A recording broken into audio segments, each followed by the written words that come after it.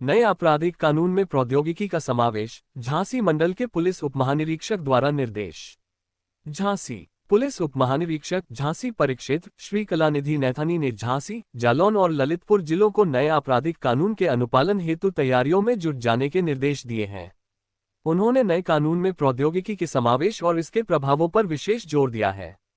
नए आपराधिक कानून में कई तकनीकी प्रावधान जोड़े गए हैं, जिनमें प्रमुख रूप से e record, zero FIR, e FIR, summon, notice, दस्तावेज प्रस्तुत करना और ट्रायल आदि शामिल हैं। इन प्रावधानों के लिए पुलिस कर्मचारियों को पहले से ही प्रशिक्षित किया जाना आवश्यक है, ताकि वे इन्हें सुचारू रूप से लागू कर सकें। महिलाओं और बच्चों के लिए विशेष प्रावधान। महिलाओं और बच्चों की सुरक्षा के लिए भी नए कानून में कई बदलाव किए गए हैं। इन प्रावधानों के अनुपालन के लिए पुलिस कर्मचारियों को विशेष प्रशिक्षण दिया जाएगा, ताकि वे संवेदनशीलता और तत्परता के साथ इनका पालन सुनिश्चित कर सकें। नए आपराधिक कानून में कुछ नए अपराध भी जोड़े गए हैं, जिनकी जानकारी पुलिस कर्मचारियों को विशेष प्रशिक्षण के माध्यम से दी जाएगी। इसके अलावा नए कानून की धाराओं, सजा और जुर्माना आदि की विस्तृत जानकारी भी सभी पुलिस अधिकारियों और कर्मचारियों को होनी चाहिए। भारतीय नागरिक सुरक्षा संहिता 2023 में परिवर्तन। भारतीय नागरिक सुरक्षा संहिता 2023 में कई महत्वपूर्ण परिवर्तन किए गए हैं। 1. सीआरपीसी में धाराओं की संख्या 484 से बढ़ाकर बीएनएसएस में 531 कर दी गई है। 2. 177 धाराओं को प्रतिस्थापित किया गया है। 3. 9 नई धाराएं जोड़ी गई हैं। 4. 14 धाराएं निरस्त की गई हैं। श्री नैथानी ने ये सुनिश्चित करने के निर्देश दिए हैं कि सभी पुलिस अधिकारी और कर्मचारी नए कानून के सभी प्रावधानों से भली भांति अवगत हों और इनके अनुपालन के लिए पूरी तरह तैयार हों। उन्होंने ये भी कहा कि इन तैयारियों को समय पर पूरा करना आवश्यक है, ताकि नए कानून का प्रभावी और पारदर्शी रूप से पालन हो सके।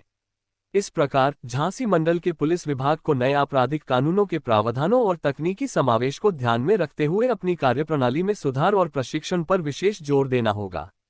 इससे पुलिस की कार्यप्रणाली और पारदर्शिता में वृद्धि होगी और जनता का भरोसा मजबूत होगा। ये पुलिस मुख्यालय द्वारा निर्देश दे दिए गए हैं और ट्रेनिंग इस समय चल रही है। विवेचकों की जो एसआई रैंक हैं इनकी और एसएचओ इंस्पेक्टर रैंक की भी चल रही है, और विभिन्न पुलिसकर्मी, कांस्टेबल, हेड कांस्टेबल, सभी को जो पहले IPC, CrPC, Indian evidence act जिनको कहा जाता था, जो कि अब भारतीय न्याय संहिता बीएनएस, भारतीय नागरिक सुरक्षा संहिता बीएनएसएस और भारतीय साक्ष्य अधिनियम, इस नाम से ये 3 नए जाने जाएंगे अधिनियम।